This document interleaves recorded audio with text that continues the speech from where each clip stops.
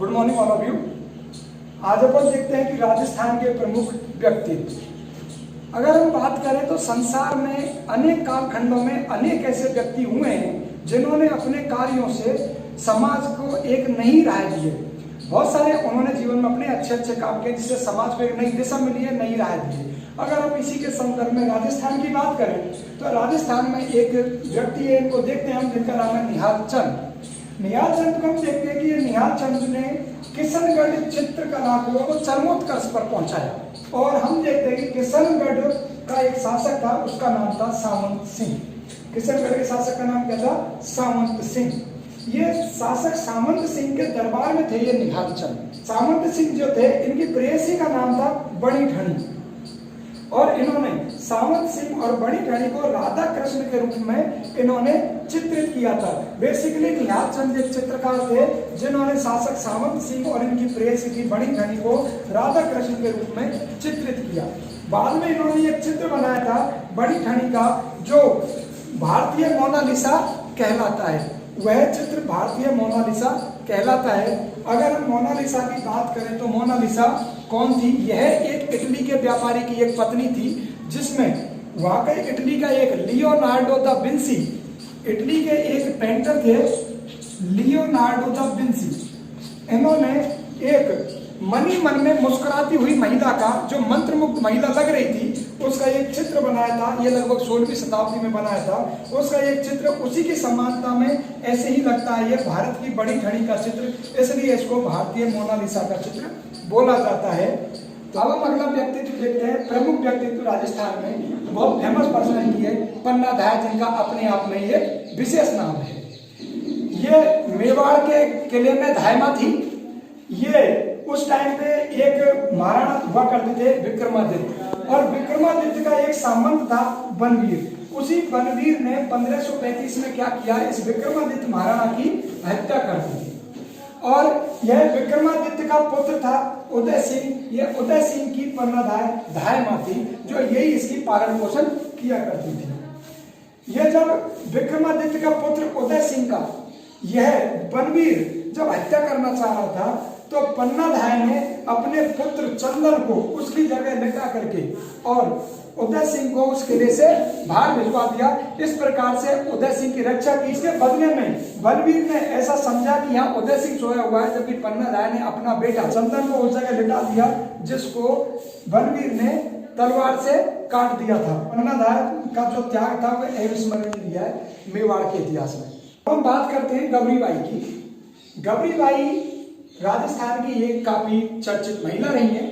ये इनका जन्म हुआ था नागर ब्राह्मण परिवार में। तो डूंगरपुर में नागर ब्राह्मण परिवार में गौरीबाई का जन्म हुआ था। यह गौरीबाई कृष्ण भक्त थी और एक कवित्री भी थी। ये कृष्ण की भक्ति करती थी और कविताएं लिखती थी और पद गाती थी। इन गौरीबाई को बागड़ की मीरा कहा जाता है। डूंगरपुर बांसवाड़ा के क्षेत्र को बागड़ कहा जाता है। जिस प्रकार से मीराबाई ने कृष्ण की भक्ति की, कृष्ण को पति मान करके पूजा की, इसी प्रकार से गौरीबाई ने भी उसी प्रकार से मीराबाई के जैसे कृष्ण की भक्ति की और पति मान करके पूजा की। इसलिए गौरीबाई को भी बागड़ की मीरा कहा जाता है। और इस गौरीबाई को एक बाल मुकुंद मंदिर का निर्माण करवाया था 1829 में डूंगरपुर के महारावल शिव सिंह के द्वारा, जिसमें यह गौरीबाई वहां पर पूजा पाठ किया करती थी। अब अगला प्रमुख व्यक्तित्व देखते हैं दुर्गादास राठौड़। दुर्गादास राठौड़ के आगे ही लगता है वीर शिरोमणि दुर्गादास राठौड़। मतलब ये काफी वीर थे, साहस थे, अदम्य साहसी थे दुर्गादास राठौड़। ये दुर्गादास राठौड़ का जन्म 13 अगस्त 1638 में मारवाड़ में एक सालवा नाम का ग्राम था, उस गांव में इनका जन्म हुआ था। उस टाइम पे महाराजा जसवंत सिंह, वहां के जोधपुर के महाराजा मारवाड़ के हुआ करते थे, उनके एक मंत्री थे आस्करण। आस्करण के पुत्र ने जन्म लिया था। उन पुत्र का नाम था दुर्गादास राठौड़।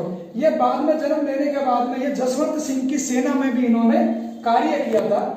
उसके बाद में महाराजा जसवंत सिंह की मृत्यु हो जाती है और जसवंत सिंह के बाद में उनका एक बेटा होता है जिनका नाम है अजीत सिंह। अजीत सिंह वहां की कमान संभालता है। यह अजीत सिंह की सेना में भी रहता है और उसके साथ में पूरे जीवन यापन वो लगातार उस टाइम पर जो मुगल औरंगजेब हुआ करता था तो औरंगजेब से लगातार उसका संघर्ष चल रहा था।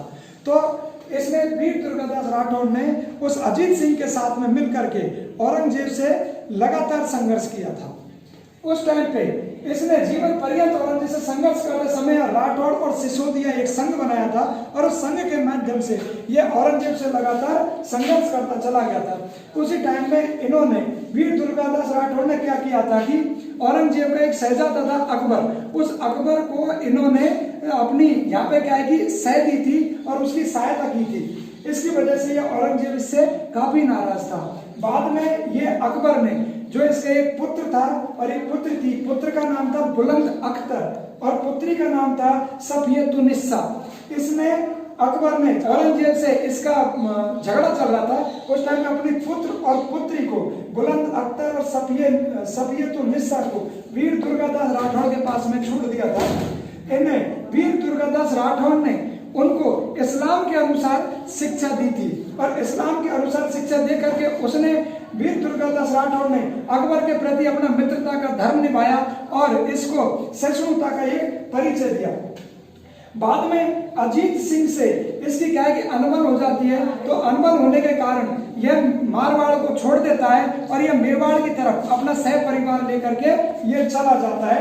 उसके बाद में 1718 में इनकी मृत्यु हो जाती है, लेकिन मारवाड़ में भी इसका वीरता और साहस के गुणगान को काफी दिनों तक आज तक भी याद किया जाता है और इसी गुणों की वजह से वर्तमान में भी इसके बारे में काफी उक्तियां प्रसिद्ध हैं कि मायल ऐसा पूत जन जैसा दुर्गादास की हे मां इस प्रकार के पुत्र को जन्म दे जिस प्रकार से वीर दुर्गादास राठौड़ हुआ करता था और एक ही उसमें अपने कर्तव्य के लिए वह काफी तत्पर रहता था और अपने प्राण न्यौछावर करने के लिए भी, प्राण का त्याग करने के लिए भी तैयार रहता था।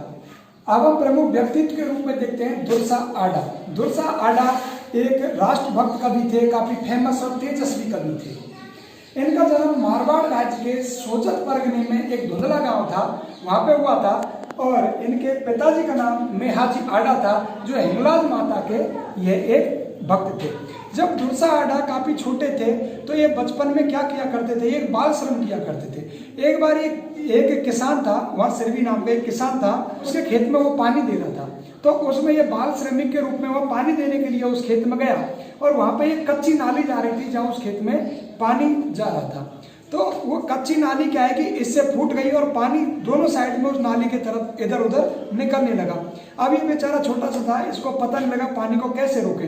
तो उस खेत के मालिक ने जब इस चीज को देखा तो खेत का मालिक इसके पास में आया और दुर्सा आडा को बचपन में जब वो वहां था छोटे से बच्चे को इसको उस नाली में पटक दिया और इसके ऊपर मिट्टी पटक दी और तब जाके वहां पे खेत में पानी देने लगा ताकि पानी रुक जाए।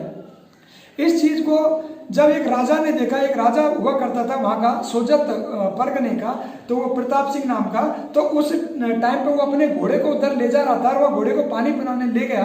तब उसने देखा कि वहाँ पे एक बच्चा मिट्टी में दबा हुआ है और वो नाली के पानी को रोक रहा है। इस प्रकार से उसको दया आई और भाग के आया और उस बच्चे को उसने उठाया और उस किसान को लड़ा और उस बच्चे को अपने साथ में वहां से वो ले आया। वहां ला करके उसने दुर्सा आडा को पढ़ाया लिखाया।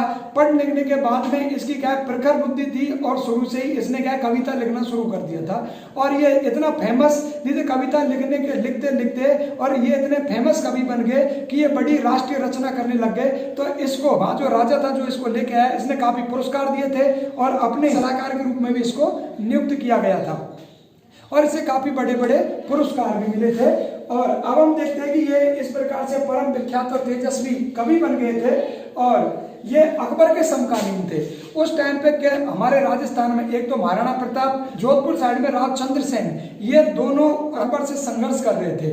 तो उस टाइम पे जो इनकी देशभक्ति की भावना को देख करके और इसकी देशभक्ति की भावना से अभिप्रेरित होकर के इन्होंने महाराणा प्रताप और राजचंद्र सेन के बारे में उनके देश प्रेम की भावनाओं का यशोगान किया था। महाराणा प्रताप तो मेवाड़ का राजा था और राजचंद्र सेन मारवाड़ का था। राजचंद्र सेन भी उस टाइम पे अकबर से संघर्ष कर रहा था। इसे मारवाड़ का महाराणा प्रताप कहा जाता है और इसे भूला बिसरा राजा भी कहा जाता है। दुर्सा आडा को प्रथम हिंदूवादी राष्ट्रभक्त कवि भी कहा जाता है।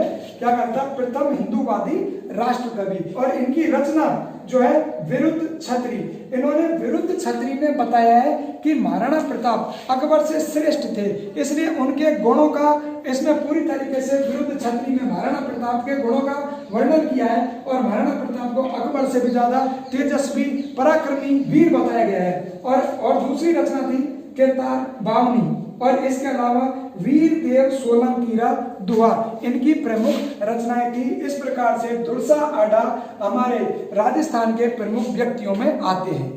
अब हम बात करने जा रहे हैं राजस्थान के एक प्रसिद्ध कवि हैं जिनका नाम है दयाल दास। दयाल दास बीकानेर के शासक हुए थे। एक रतन सिंह नाम के वहां के दरबारी कवि हुआ करते थे दयाल दास, जो उस टाइम पे वहां के महाराजाओं की गाथाओं का, वहां के विकास का, वहां की प्रशासनिक व्यवस्था का और वहां के सिक्कों का, वहां के फरमानों का, इन सारी चीजों का वो लेखा जोखा अपने पास में रखते थे, जिनका उस राज्य में काफी सम्मान हुआ करता था। इनका जन्म 1798 में हुआ, जो बीकानेर में एक गांव था, जिस गांव का नाम था कुडिया। कुडिया गांव में इनका जन्म हुआ था। इन्होंने वहां पे रहते हुए एक रचना का निर्माण किया था। उस रचना का नाम था बीकानेरा राठौड़ारी ख्यात। बीकानेरा राठौड़ारी ख्यात, इसी को ही हम दूसरा नाम देते हैं दयाल दासरी ख्यात। ये ख्यात क्या होता है?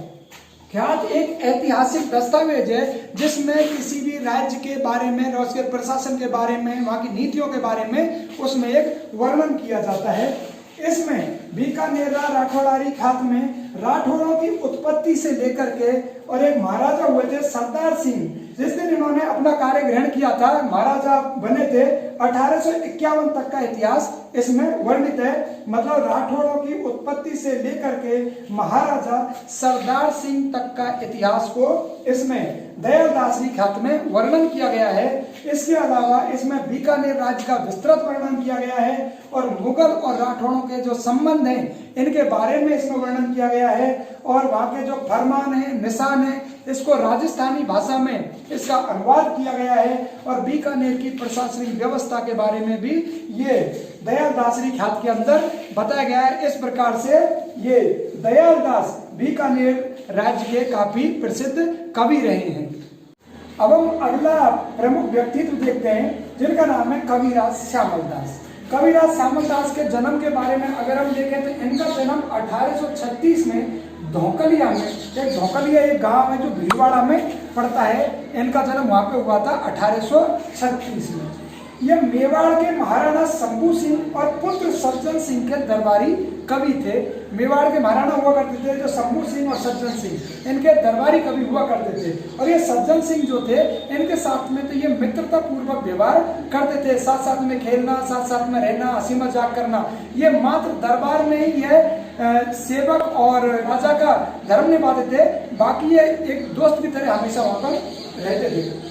शंभू सिंह ने इनको एक आदेश दिया कि यार कविराज श्यामल दास, तुम क्या करोगे, मेवाड़ के इतिहास के बारे में कोई किताब लिखो।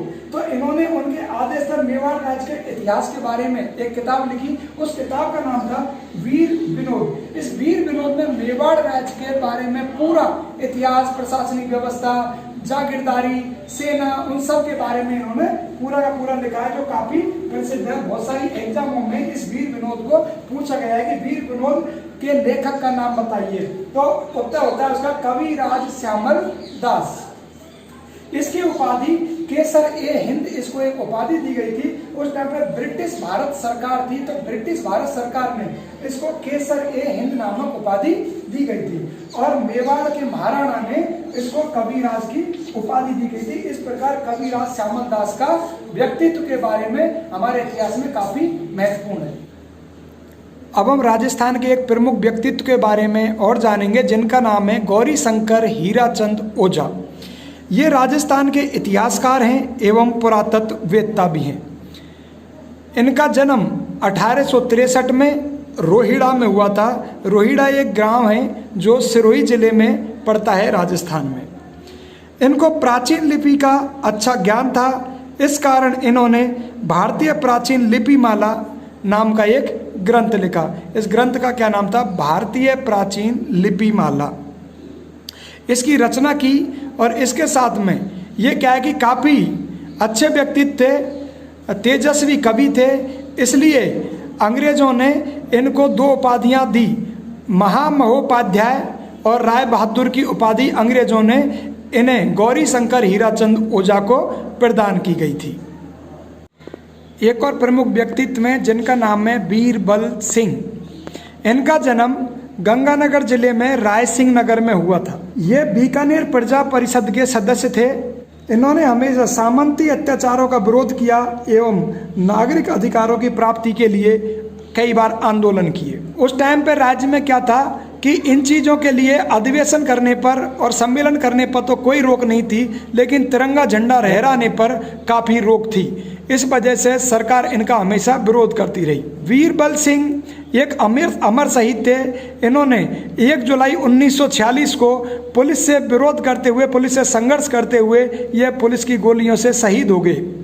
उस टाइम पे क्या था कि ये एक सम्मेलन कर रहे थे और ये जहाँ पर सम्मेलन कर रहे थे वहाँ पर इनके कार्यकर्ता तिरंगा झंडा अपने हाथ में लेकर के और इसके सम्मेलन स्थान की ओर आ रहे थे, लेकिन रास्ते में एक स्टेशन पड़ा जहाँ पर पुलिस ने उनको रोका और पुलिस उनके ऊपर अत्याचार करने लगी। जैसे ही इस बात का पता बीरबल सिंह को लगा तो ये अपने हाथों में तिरंगा झंडा लिए और उस रेलवे स्टेशन की ओर भागता ही जा रहा था। रास्ते में पुलिस से इसका संघर्ष हुआ तो पुलिस में और बीरबल सिंह में झड़प हुई तो पुलिस ने इनके ऊपर गोलियां चला दी और बीरबल सिंह गोलियों से छलनी हो गए और ये शहीद हो गए।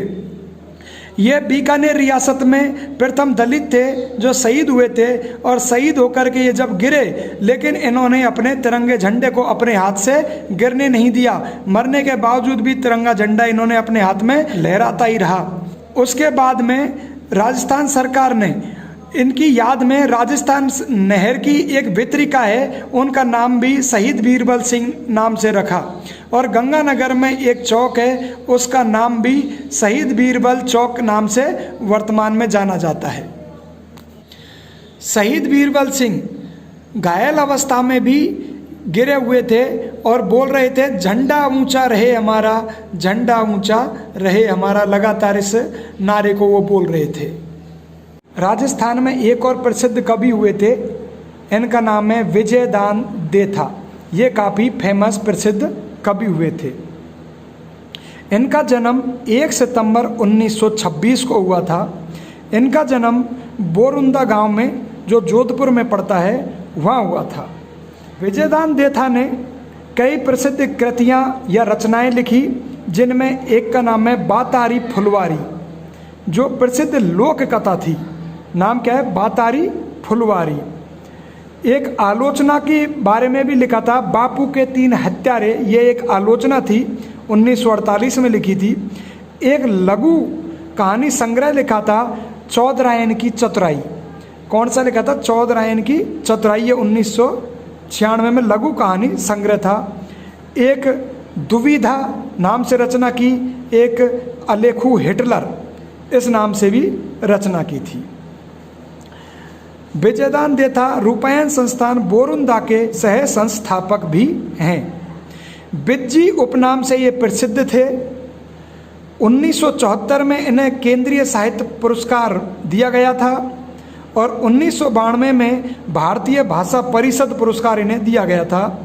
उसके बाद में अनेक पुरस्कार इनको दिए गए थे, जिनमें बिहारी पुरस्कार, साहित्य चूड़ामणि पुरस्कार और 2007 में इन्हें पद्मश्री से सम्मानित किया गया। इनकी एक लोक कथा पर 2 हिंदी फिल्में बन चुकी हैं, जो एक तो मणिकौल ने बनाई है जिस फिल्म का नाम है दुविधा, और इसी कथा पर अमोल पारेकर ने पहेली नाम की फिल्म बनाई है।